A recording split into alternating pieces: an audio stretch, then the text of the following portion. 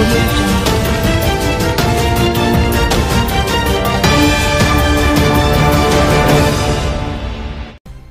থেকে নেমে আসা ঢল ও ভারী বৃষ্টিতে ফেনী ও কুমিল্লায় নজরবিহীন বন্যার পর যে প্রশ্ন এখনও ঘুরপাক খাচ্ছে সেটি হলো, এই দুর্যোগ ও দুর্ভোগ কি কোনোভাবে ঠেকানোর সুযোগ ছিল না? দেশের উত্তর পূর্ব ও পূর্বাঞ্চলে তৈরি হওয়া বন্যা মোকাবেলায় প্রস্তুতির ঘাটতি দেখেছেন বিশেষজ্ঞরা। তারা বলেছেন, এই মাত্রার বন্যা হবে সেই পূর্বাভাস পাওয়া কঠিন হলেও উজানে ভারতে প্রবল বৃষ্টি হচ্ছে, বন্যার ঝুঁকি রয়েছে এমন তথ্য বাংলাদেশের হাতে ছিল, কিন্তু তা জনগণের কাছে সঠিকভাবে উপস্থাপন করা হয়নি। প্রশাসনও কার্যকর ব্যবস্থা নেয়নি। দুর্যোগ ব্যবস্থাপনা ও ত্রাণ সচিব দাবি করেছেন, তারা উপদ্রুত এলাকা থেকে মানুষকে আগেভাগে সরিয়ে আনার চেষ্টা করেছেন, তবে মানুষ আসতে চায়নি। আবহাওয়া অধিদপ্তর দাবি করেছেন, তাদের কাছে থাকা আগাম তথ্য তারা সরকারের সংশ্লিষ্ট দপ্তরে জানিয়েছেন, কাজেই দায় তাদের না। তবে একজন পানি সম্পদ বিশেষজ্ঞ বলেছেন, আবহাওয়া অধিদপ্তর যে ভাষায় বার্তা দেয় তা মানুষ বোঝে না, তার মতে বার্তার ভাষাও পাল্টাতে হবে। গত বুধবার ভারতের ত্রিপুরা থেকে ফেনী, কুমিল্লার দিকে ধেয়ে আসা প্রবল স্রোত দ্বারা কয়েক ঘন্টার মধ্যে তলিয়ে যায় বিস্তীর্ণ জনপদ। এমন প্রবল বন্যায় পানি উন্নয়ন বোর্ডের বন্যা পূর্বাভাস ও সতর্কীকরণ কেন্দ্র কী দায়িত্ব পালন করেছে তা নিয়ে প্রশ্ন উঠেছে।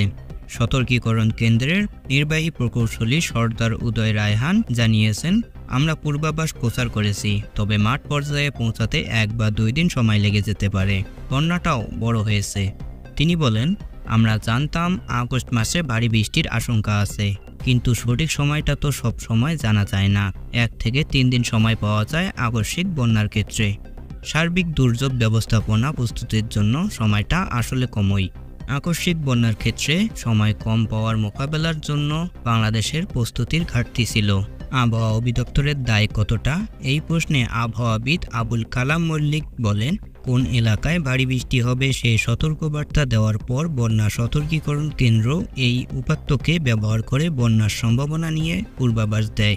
16 আগস্ট ভারী বৃষ্টির আশঙ্কা তৈরি হওয়ার পর সতর্কীকরণ কেন্দ্রকে সেটি জানানোর কথা তুলে ধরে তিনি বলেন, আমরা ওয়েবসাইট, গণমাধ্যম সহ নানা মাধ্যমে যথাসময়ে ভারী বর্ষণের সতর্কবার্তা দিয়েছি, সুতরাং বন্যা মোকাবেলার ব্যর্থতার দায় আমাদের না। আমরা 3 দিন আগে থেকেই মানুষকে সরিয়ে নেওয়ার চেষ্টা করেছি, কিন্তু মানুষ নিজস্ব বাসস্থান ছাড়তে চায় না। কিছু এসেছে, তবে যাদের পাকা বাড়ি আছে তারা আসতে চায়নি। জলবায়ু পরিবর্তন ও নদী বিশেষজ্ঞ পানি সম্পদ বিশেষজ্ঞ অধ্যাপক আইনুন নিশাত বলেন, এই ভাষায় পূর্বাভাস মানুষ বুঝতে পারে না। তিনি বন্যা সতর্কীকরণ কেন্দ্র ও আবহাওয়া অধিদপ্তরের ভাষা পরিবর্তনের তাগিদ দিয়েছেন। তিনি বলেন, গত 50 বছর ধরে তারা একই ভাষায় লিখছে, কেউ শুনেও না, তবে মন দিয়ে শুনলে বোঝা যেত কি হচ্ছে। আমাকে লাল রং দেখালে বুঝতে পারবো আমাকে কি করতে হবে। এখানে উন্নতি করার ব্যাপার আছে। বন্যায় দেশের ভেতরে কি করতে হবে, ভারতের সঙ্গে কি করতে হবে সেটা পর্যালোচনা করে 10 দিনের মধ্যে একটা প্রতিবেদন তৈরি করে সে অনুযায়ী কাজ করার পরামর্শ দিয়েছেন এই বিশেষজ্ঞ।